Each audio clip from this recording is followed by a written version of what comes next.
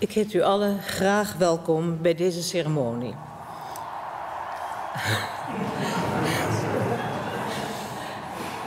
Vandaag mag ik plaats voor een nieuwe generatie. Ik sta op het punt mijn koningschap over te dragen aan mijn zoon Willem-Alexander.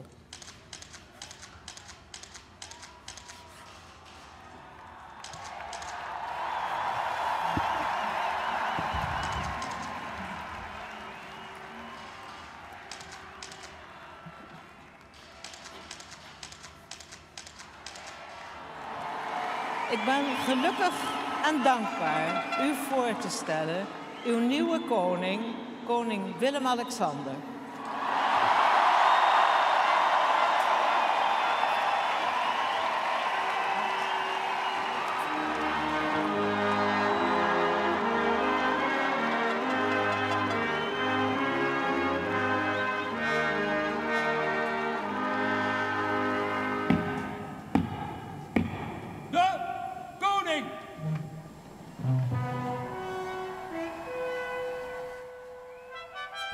Ik zweer dat ik de onafhankelijkheid en het grondgebied van het Koninkrijk met al mijn vermogen zal verdedigen en bewaren.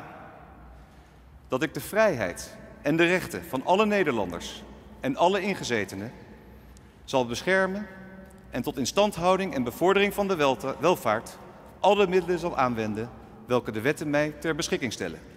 Zoals een goed en getrouw koning schuldig is te doen.